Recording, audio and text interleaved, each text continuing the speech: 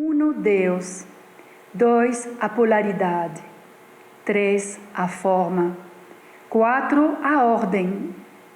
5, o holos. 6, o caos. 7, a criação. 8, o equilíbrio. E 9, a unidade. O poder de criar caos, ordem e consciência. Nesse começo de terceiro milênio, vivemos um momento de graves perturbações e deteriorações sociais, morais e culturais que assustam e desnorteiam a humanidade.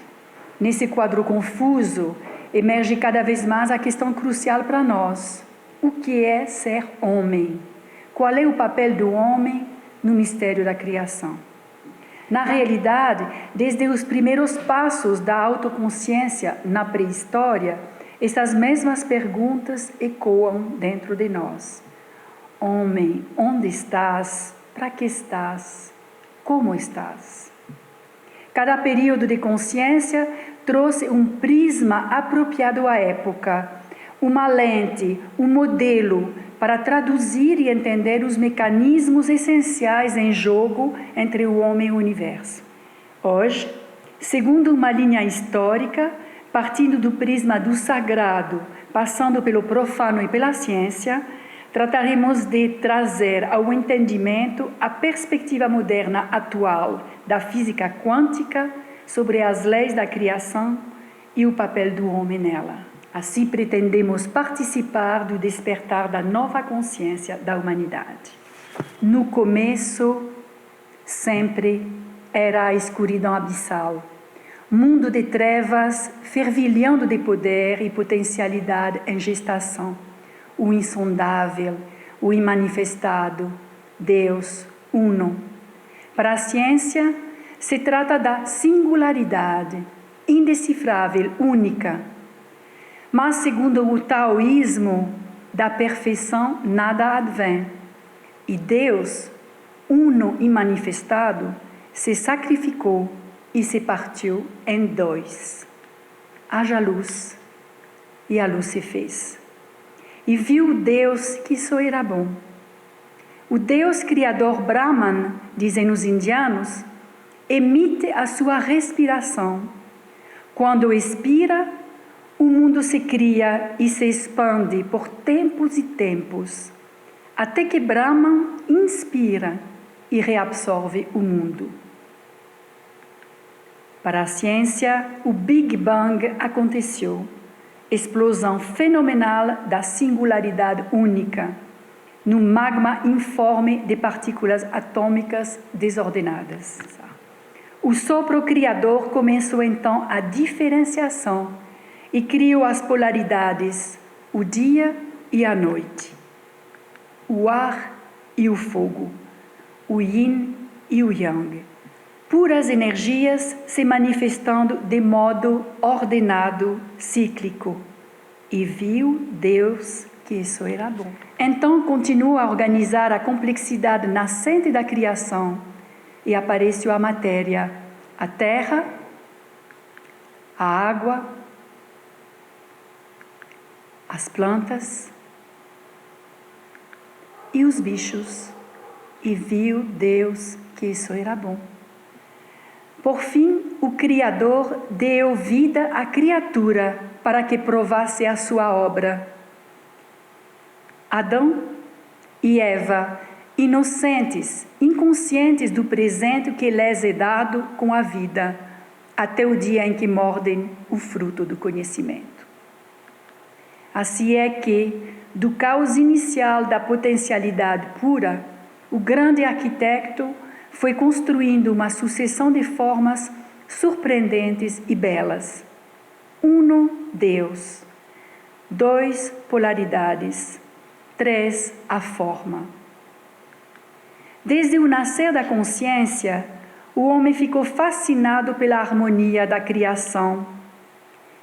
A beleza de tanta variedade de elementos e cores deslumbrantes parecia conter um grande mistério e era objeto de muitos cultos e homenagens, pois há muito o homem tinha observado que dentro de tal beleza certos ritmos e proporções sugeriam alguma lei de unidade harmoniosa. Somente no século VI a.C., na Grécia, o filósofo Tales enunciou o princípio da simplicidade como base da criação. Mas foi Pitágoras o primeiro a perceber esse princípio como um padrão matemático de inter-relação universal. Reparou que certas formas geométricas se repetiam na natureza, como o triângulo de ângulo reto achado na estruturação de muitas plantas. Outro grego, Euclides, percebeu as particularidades da chamada proporção de ouro. Numa construção geométrica rigorosa, achasse o ponto especial, o ponto de ouro, que divide o espaço de um retângulo, de modo a tornar a parte menor diretamente proporcional à maior, assim como a maior é proporcional ao todo. Ligando todos esses pontos de ouro entre si, forma-se uma espiral singular, que Platão destacou como sendo um padrão comum de crescimento na natureza. Ele a chamava a chave da física do cosmos. Particularmente harmoniosa e agradável, esta proporção de ouro era tido pelos gregos como divina. Quando se estuda os fenômenos da natureza segundo essa ótica, a proporção de ouro aparece como o grande regente na criação das formas. Se revela de modo surpreendente, por exemplo, no processo de formação de um búzio da Nova Zelândia, no padrão espiralado das sementes de girassol, no processo de crescimento de diversas folhas, nas proporções do esqueleto de uma rã ou de uma mão humana, ou ainda nas proporções do homem, tornado famoso pelo desenho de Leonardo da Vinci. É esse artista quem diz que toda parte tem em si a predisposição a unir-se ao todo, para que assim possa escapar à sua própria imperfeição. Desde tempos pré-históricos, a percepção da harmonia divina guiou instintivamente os homens na sua criação de monumentos reverenciando as forças da natureza. Como testemunho, os megalitos de Stonehenge, na Inglaterra, construídos segundo o mesmo triângulo reto que Pitágoras descobrira como lei básica milênios depois. Na antiguidade, as ciências da construção, da matemática e da geometria se tornaram sagradas e ocultas, já que se tinha consciência que a forma gera energia e é capaz de condicionar a mente e o corpo. Por serem ciências passíveis de manipulação simbólica e mágica, só os iniciados podiam utilizá-las, em homenagem aos deuses nos templos e nas artes. Assim, no Egito, as pirâmides. Suas estruturas de base são o triângulo reto e as sofisticadas proporções de ouro. Tanto quanto o Partenon de Atenas, na Grécia, a stupa budista de Borobudur, em Java, ou na Idade Média, a chamada Vesica Piscis, chave básica para todas as formas que artesãos pedreiros iniciados, chamados os maçons, usavam para a construção das catedrais. As proporções de ouro representavam o lado de união com o sagrado, pois traziam ao homem a memória da grande obra divina e a consciência de fazer parte dela. Mas a partir do século XVII, a sociedade ocidental passou a rejeitar esse saber transcendental para confiar principalmente na razão e se dedicar às ciências mais objetivas. Com o passar do tempo, ela até esqueceu por completo que a geometria sagrada tivesse existido algum dia. Só foi muito recentemente, nos anos 50 do século XX, com o advento do microscópio eletrônico, que a geometria sagrada voltou ao centro do debate. Penetrando nas dimensões menores da matéria, se redescobre com surpresa a ordem exata e harmoniosa já observada pelos antigos. Nesse exemplo aqui, vemos como a estrutura tridimensional básica do organismo unicelular mais simples contém as combinações de formas quadradas e triangulares usadas pelos iniciados da antiguidade. Estruturas que encontramos também nessas conchas, aqui aumentadas 2000 vezes. Nessa dimensão microscópica, os padrões circulares se multiplicam e deslumbram pela ordem sempre renovada dessas mandalas naturais. Como podemos observar aqui, no movimento de um líquido percorrido por vibrações sonoras harmônicas, ou no centro da alga diatomácea, quando aumentado 2000 vezes, ou no padrão espiralado duplo de uma célula sanguínea, ampliada nesta foto 90.000 vezes.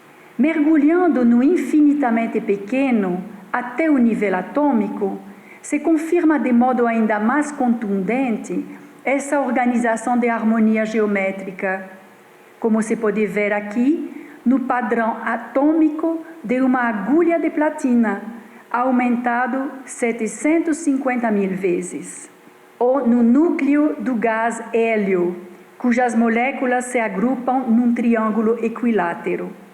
Ou nessa foto, a vitamina A, formada dos triângulos retângulos primordiais acoplados. É interessante notar que essa vitamina A vem também sendo apontada pelos cientistas de hoje como o elemento básico na formação da vida. Por outro lado, as observações do infinitamente grande flagram as mesmas leis de expansão da matéria, como nesta foto, o padrão circular do núcleo de uma descarga elétrica no ar, ou a espiral de um tufão a partir do seu óleo central, ou mesmo a espiral de uma galáxia. Hoje, o homem moderno usa as observações dos antigos para ter sucesso nas suas invenções tecnológicas. Assim reconhece implicitamente o princípio de profunda unidade harmônica do nosso universo.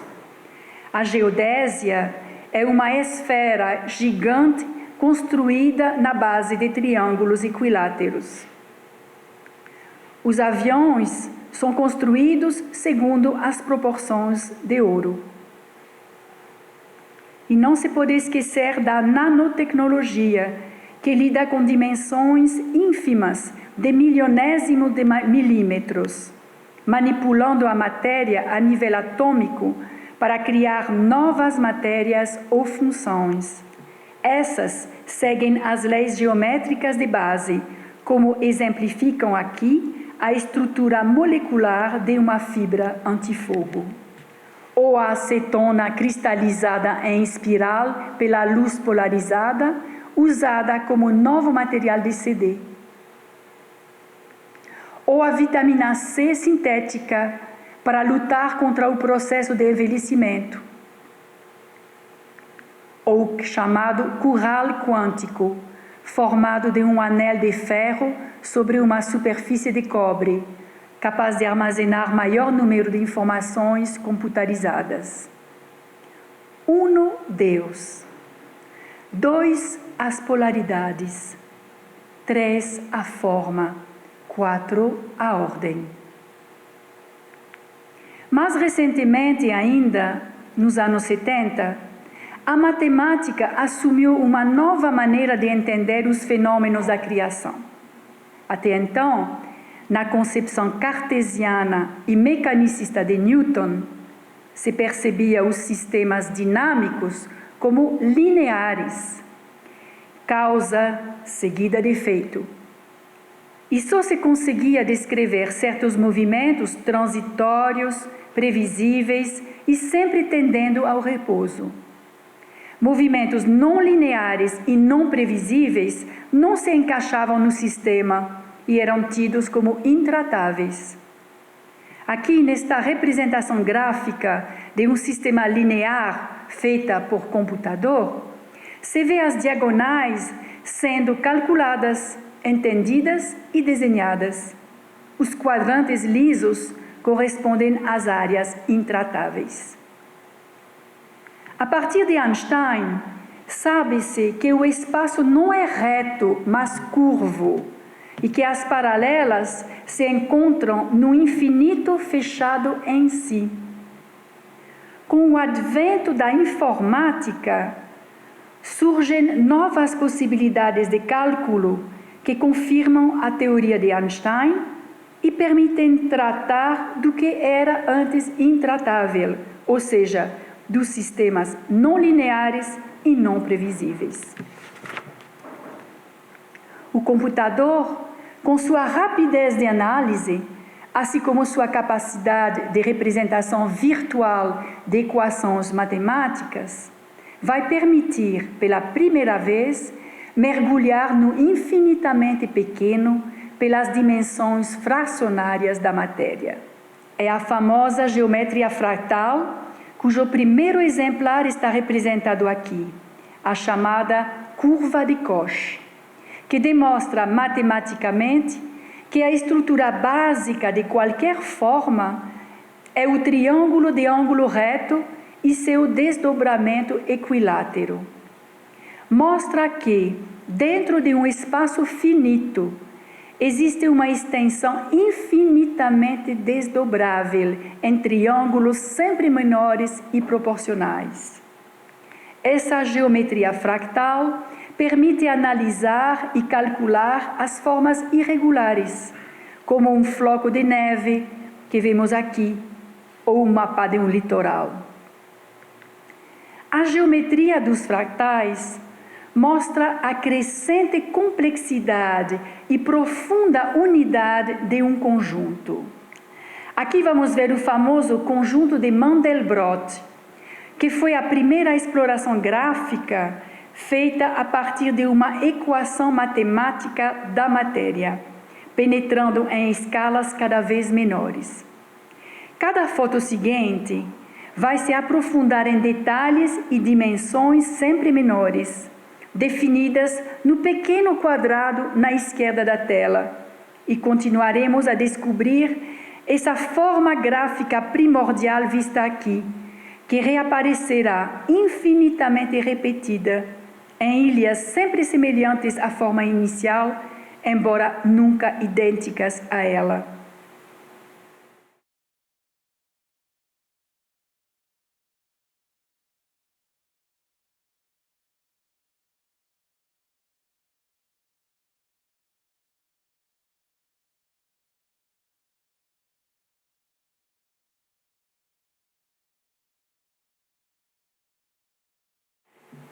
Nesta última etapa, o nível de aprofundamento e ampliação é de 1 milhão de vezes em relação à primeira, e a forma inicial ainda se encontra. A matemática dos fractais nos manda um precioso recado universal. Dentro da menor parcela está contido o todo. O universo é constituído de um imenso holograma, onde tudo tem correlação, comprovando aqui o saber dos antigos sábios herméticos, quando viam correspondência absoluta entre o microcosmo e o macrocosmo, como em cima, assim embaixo, diziam. 1, Deus. 2, polaridades. 3, a forma. 4, a ordem. 5 uolos. Mas junto com essa visão de profunda ligação e unidade da matéria, uma nova penetração matemática no mistério da criação trouxe uma bomba na compreensão dos fenômenos. Foi a aparição da teoria do caos. Agora, só a arte pode sugerir para nós o que possa significar. Até então, a ordem era tida como o princípio fundamental do mundo, oposto ao caos, chamado pelos antigos de imundo, ou seja, fora da ordem. Agora, a teoria do caos demonstra que a matéria é essencialmente regida pelo princípio da incerteza, que contém todas as possibilidades e probabilidades. Nada que é criado é estável, nem previsível. As estruturas são consideradas autogovernáveis, porque elas são sujeitas ao movimento não linear e não previsível de qualquer parcela. Isso nos traz mais um precioso recado universal. Cada parcela do todo, por menor que seja, é capaz de deflagrar modificações no todo quando ela modifica a si mesma. Paralelamente, a física quântica reforça a teoria do caos ao revelar interligações ainda mais compromissadas do homem com o universo num todo maleável e inteligente. Para a física quântica, a matéria não tem contorno bem definido. É o nosso pensamento que dá definição a ela. Já foi demonstrado que a observação de um fenômeno pelo homem modifica a forma e o comportamento deste fenômeno. A pesquisa do japonês Masaru Emoto sobre os cristais de gelo, após a água ser submetida à influência de palavras e pensamentos mais variados, torna esse fenômeno visível. Assim, os exemplos do cristal luminoso da palavra alma e o cristal informe da palavra demônio. A descoberta mais recente de partículas subatômicas no núcleo do átomo, se deslocando a uma velocidade próxima da luz, os quarks, nos mostra que a matéria se cria e se desfaz em energia constantemente, sendo e não sendo para nossa realidade constantemente. Quando a matéria é, numa fração de milésimo de segundo, a percebemos como palpável. Quando não é, numa fração de bilionésimo de segundo, ela é energia pura do mundo da pré-matéria ou da antimatéria, um buraco negro onde as leis do espaço-tempo não se aplicam. Essa dança contínua dos quarks entre matéria e antimatéria cria a base da nossa estrutura atômica, chamada espuma quântica, constituída de buracos negros, antimatéria, e buracos brancos, matéria, todos interligados entre si por conexões típicas, materializando-se e desmaterializando-se sem cessar. Ou seja, nesse nível de gravidade quântica, não há tempo ou distância separando as partes.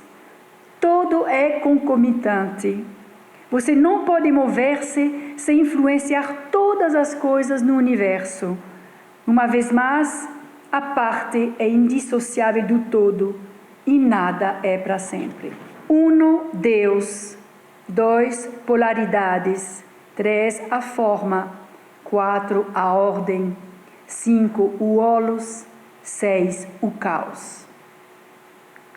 No mundo da antimatéria, além da fronteira da velocidade da luz, reina o tachyon, partícula em potencial que subjaz a todo o que é manifestado. Os cientistas descrevem o tachyon como se fosse um rio que flui de sua fonte na pré-matéria, levando dentro dele a tessitura de todas as possibilidades de ser, e que dá meia volta no espaço-tempo para refluir do sorvedouro à fonte. É quando retorna no nosso espaço-tempo que se produz a experiência que chamamos de realidade. Mas é a realidade de cada um, pois o tachyon tem a capacidade de se conectar diretamente com nossa consciência, por ela ser também mais rápida que a luz. Nesse encontro, o tachyon concretiza o que cada consciência decide contemplar, ou seja, a realidade como a apreendemos é a realização de uma possibilidade escolhida por nós, enquanto a antimatéria contém e nos apresenta todas as possibilidades. De fato, para a física quântica, cada um de nós costuma viver dentro de um cone de luz, como um muro que se forma a partir de nossa descrição conceitual do mundo. Dentro desse cone de luz, fluem a realidade do passado e do futuro segundo essa lógica. Essa parede de luz separa cada um de nós das outras realidades. O único modo de romper o condicionamento e atravessar nosso cone de luz é fazer o salto quântico com a consciência.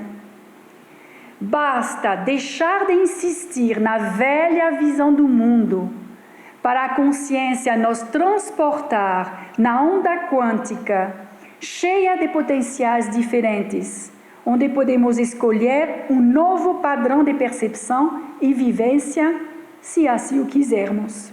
Do mesmo modo que uma televisão recebe constantemente todas as ondas transmitidas no ar, mas só sintoniza um canal escolhido de cada vez, nós somos capazes de captar todos os canais possíveis e de, mudando de canal, nos abrirmos para outros parâmetros.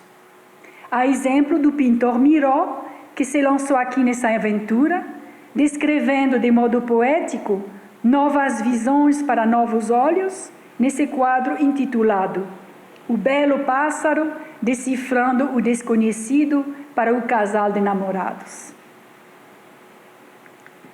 Agora podemos entender melhor o que Deus nos legou através daquele gesto que deu vida. Além de nos fazer de um tecido de perfeição e beleza, de nos mergulhar num oceano de matéria em constante mutação e interligação, Deus soprou em nós o dom supremo da criação, para nossa porção mulher, receptiva, intuitiva, imaginativa, propulsora. Apropriar-se do fruto do conhecimento nos forçou a um grande desafio: perceber cada vez mais as leis que nos regem e nosso papel nesse mundo.